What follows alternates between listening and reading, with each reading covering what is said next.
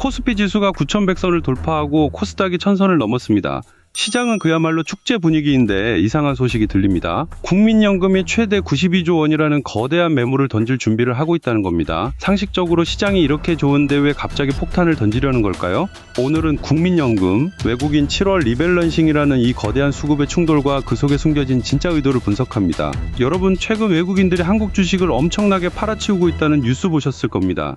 실제로 올해 들어 외국인의 누적 매도 총량은 103조 원을 돌파했습니다.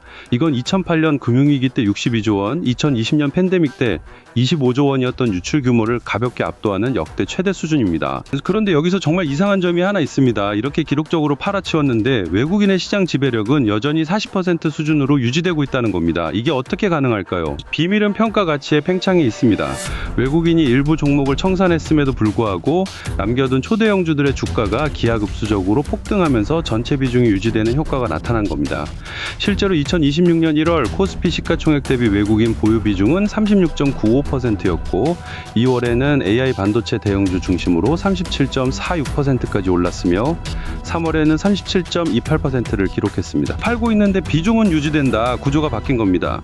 단순한 탈출이 아니라 철저하게 계산된 포트폴리오 조정, 즉 리밸런싱이 진행되고 있다는 신호입니다. 이제 더 무서운 주인공 국민연금을 보겠습니다. 시장이 우려하는 60조 원 매물 폭탄 시나리오, 이게 단순한 공포 마케팅이 아닙니다. 계량적으로 계산된 수치입니다. 국민연금이 설정한 올해 국내 주식 보유 목표 비중은 20.8%입니다. 여기에 전략적 자산 배분 허용 범위 6%포인트와 전술적 자산 배분 2%포인트를 모두 더하면 법적으로 보유할 수 있는 최대 한도는 28.8%가 됩니다. 그런데 최근 코스피가 9,100선을 돌파하면서 국민연금의 국내 주식 비중이 최대 31.4%까지 치솟은 것으로 추정됩니다. 규정상 최대 한도인 28.8%를 이미 넘어버린 겁니다. 결국 연말 관리 목표인 상한선 26.8%를 맞추려면 전체 기금 규모 2,000조 원의 약 3%포인트에서 4.6%포인트에 해당하는 주식을 무조건 처분해야 합니다. 이걸 금액으로 환산하면 최소 60조 원에서 최대 92조 원이라는 어마어마한 매도 물량이 도출됩니다. 이건 선택이 아니라 의무입니다. 이미 6월 17일부터 22일까지 단 사거래일 동안에만 유가증권 시장에서 1조 2,696억 원을 던지며 전조 증상을 보였습니다. 그렇다면 이들은 왜 하필 지금 이 시점에 움직이는 걸까요? 단순히 비중을 맞추기 위해서일까요? 아닙니다. 더 근본적인 매크로 환경의 변화가 있습니다. 먼저 국민연금의 자금 유입 구조를 봐야 합니다. 2026년 7월부터 연금보험료율이 9.5%로 적용되고 2027년에는 10%로 추가 조정될 예정입니다. 또한 기준소득월액 상한액이 637만원에서 659만원으로 인상되면서 기금으로 들어오는 원화 유동성은 더 늘어납니다. 하지만 들어온 돈을 다 국내 주식에 넣을 수는 없습니다. 미국의 5월 소비자 물가지수가 전년 대비 4.2% 상승하며 고금리 장기화 가능성이 커졌고 여기에 미국과 이란의 군사적 대립 심화로 인한 원자재 인플레이션 우려까지 더해졌기 때문입니다. 스마트머니는 위험자산인 신흥국 주식 비중을 낮추고 안전자산인 미국 국채로 이동하고 있습니다. 실제로 국민연금은 국내 주식을 판 돈으로 코덱스 미국 30년 국채 액티브에 439억 원, 에이스 미국 30년 국채 액티브에 304억 원을 공격적으로 투입하고 있습니다. 국내 주식을 팔아 미국 국채를 산다. 이유 하나입니다.